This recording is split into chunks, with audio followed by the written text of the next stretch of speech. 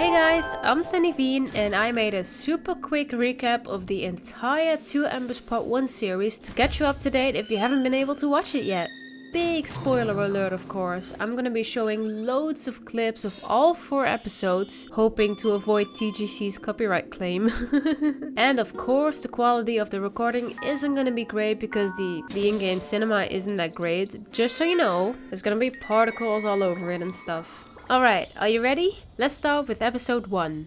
The light has always healed us. With it, we try to build a better, brighter world. Now, in the lost city, a sickness is spreading. The darkness is closing in. The episode starts with a flashback of the main character as a child, looking up to tender toy maker and their toys as the main character shows their own self-made toy, a small wooden butterfly. The flashback shows how close they were, but when we fade into today, we can see that the main character grew up and Tender Toy Maker isn't there anymore. They were showing signs of sickness earlier, so they most likely passed away from it. The main character heads to the market and sets up the stall, but struggles to find any customers. We can see the queen checking up on sick villagers, which means the sickness has been here for quite a few years already. Then suddenly, some of the light towers stop working. Stone Shepherd has trouble controlling their herd as they panic. The rope slips loose and the manatees fly away, pushing the main character to the ground. As they get back up, they realize their butterfly toy is lost. But then we see the youngest manatee playing with it as they catch up with the herd. As the main character tries to get it back, they see that the baby manatee is sick. So they decide to take the manatee with them to try and save them. Stone Shepherd sees them and tries to catch them. We can see a resourceful recluse setting a cup of tea, which means this is probably not the first time the darkness has tried to take over. The public seems quite used to it by now. The main character stumbles upon a dead end as the Stern Shepherd almost catches up to them. But then they see the resourceful recluse gesturing towards an escape route on the ground, so they take the chance.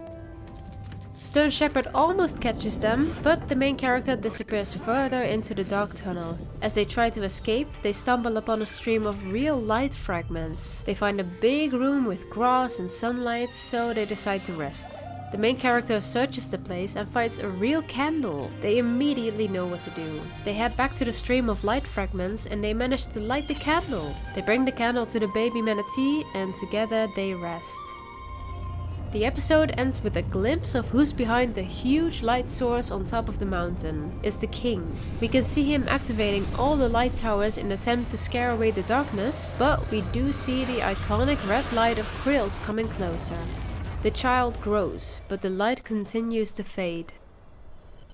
We're in the area that we know as the crab fields, where light is trickling in from the clouds. Soldiers have miniature versions of the light towers, which they place on the sand where the light fragments have landed. The pillars suck up all the light and the soldiers leave again. The main character emerges, and so does the manatee, who has grown up, except for their fin, which has healed but stayed small in size. Both of them are scavenging for the very few light fragments that are left.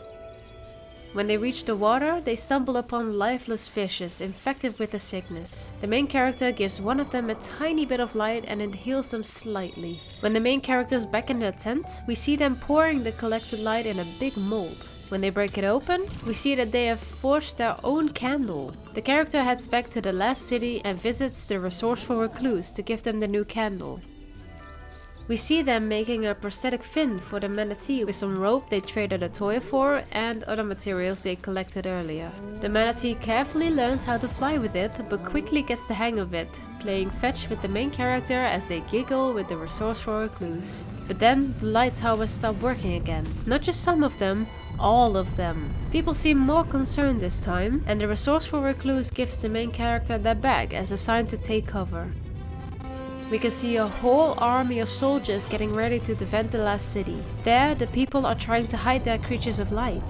The episode ends with one last dramatic look towards the kingdom on the mountain as the main character runs away with their manatee.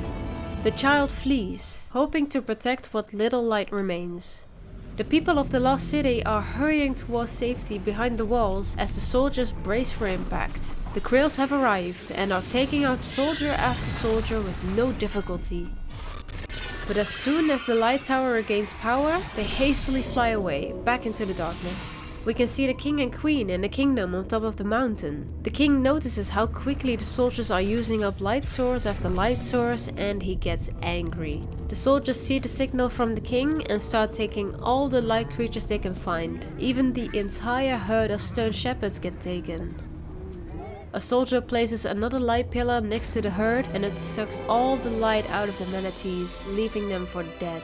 The main character notices the gravity of the situation and makes a run for it together with the manatee. The light towers give in and darkness rushes in as people reach the gate. The main character's mission? Try to get her manatee to safety without the soldiers seeing them. The soldiers aren't taking no for an answer though, taking every light creature they can find. In the mess of it all, the manatee loses their butterfly toy, and as the main character runs to get it, a soldier sees them and runs after them. The pair runs towards the dark hallway but gets surrounded by soldiers. They get separated and the manatee gets tied down. A soldier points a light pillar at the manatee and it starts extracting all the light out of their body. The resourceful recluse finds them and smashes the light pillar to the ground. The pair manages to escape, but as the city gets taken over by krill, the manatee starts losing energy. The main character quickly grabs the candle to help them, but unfortunately it's too late. The manatee passed away. In the background, soldiers are trying their best to fight the darkness, but the krill are no match for them. The main character slowly makes their way towards the wasteland temple, struck by grief, holding onto their butterfly toy as they stumble upon a broken light pillar. They look up towards the kingdom on the mountain as sadness turns into anger. They grab a broken shard out of the pillar, which means they're definitely gonna try to get revenge in the final episode. The darkness is here. The child is faced with one final choice. We see the child walking towards the wasteland temple with the shard in their hand, looking up towards their destination, the kingdom on top of the mountain. Inside of the wasteland temple, people are hiding, trying to take care of each other and themselves.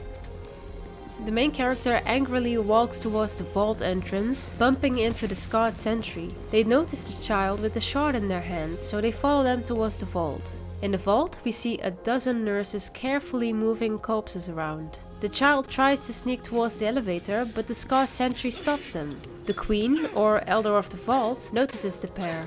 We can see them using some sort of power to look inside the main character's mind, and the flashback of the manatee dying plays. The queen tells the scarred sentry to let go, and together with the main character, they take the elevator up. Suddenly, the elevator stops, and the queen uses her power to transform the space around them. Together with some sort of memory lantern they're holding, they place some core memories in front of the main character. First, the butterfly memory with the tender toy maker, and after that, the memory of her manatee flying with the prosthetic for the first time. The main character tries to relive the memory, but it fades away and they fall to the ground. They desperately run to the queen, but they disappear. Then, a last memory plays, the memory of their manatee passing away. The main character mourns as a spark of light glows up the memory. As it fades away, a single spark of light appears in the air. Slowly, a faint light appears near the main character's chest as well. They take out their butterfly toy as it glows brightly, slowly turning into a real butterfly, a creature of light. The butterfly flies towards the spark and the queen appears, holding the memory lantern. As they reach the top of the vault, the main character is faced with one final choice as they look at the shard in their hand.